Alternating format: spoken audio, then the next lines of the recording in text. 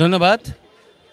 আজ দীপাবলি উৎসব, সোজা কথায় হিন্দু ধর্মাবলম্বীদের কালী পূজা। এখানে ব্যতিক্রম এই কারণে, এখানে আপনার যে কালী পূজা অনুষ্ঠিত হয় এই মন্দিরটির প্রায় ২৭৬ বছর আগে প্রতিষ্ঠিত হয়েছে। ঠিক এর ১২ ফুট দূরেই কিন্তু একটি আপনার মাজার এবং মসজিদ রয়েছে।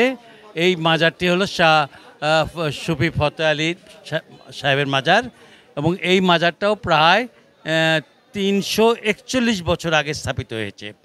এই দীর্ঘদিন থেকে এই পাশাপাশি যে মন্দির এবং মসজিদ এবং মাজার, এখানে কিন্তু উভয় ধর্মের লোকই কিন্তু সম্মান প্রদর্শন করে যাচ্ছেন। এবং সবচেয়ে বড় কথা সেটা হলো যে সাম্প্রদায়িক সম্প্রীতির যে বন্ধন, সেটা কিন্তু পরিষ্কার ফুটে ওঠে ঠিক এই জায়গায় আসলে। এই ৩০০-৩৫০ বছরের মধ্যে এখানে কোনো দিন কোনো গণ্ডগোল হয়নি, কোনো দিন কোনো বিষয় নিয়ে কারো সাথে ঝগড়া বিবাদ হয়নি।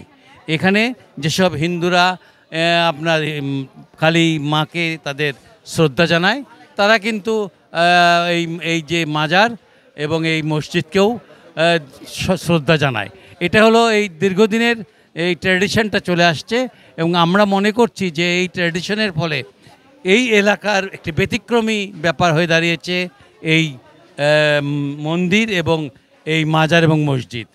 এখানে আপনার প্রতিদিন পূজা হচ্ছে, কিন্তু আজকের পূজাটা ভিন্ন।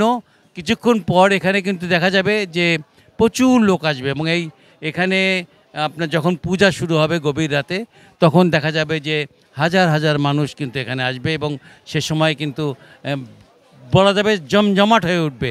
এবং তখন কিন্তু হিন্দুদেরকে আপনারা দেখবেন যে তারা কিভাবে এই মন্দিরকে সম্মান করছে এবং এই মাজারটাকে সম্মান করছেন।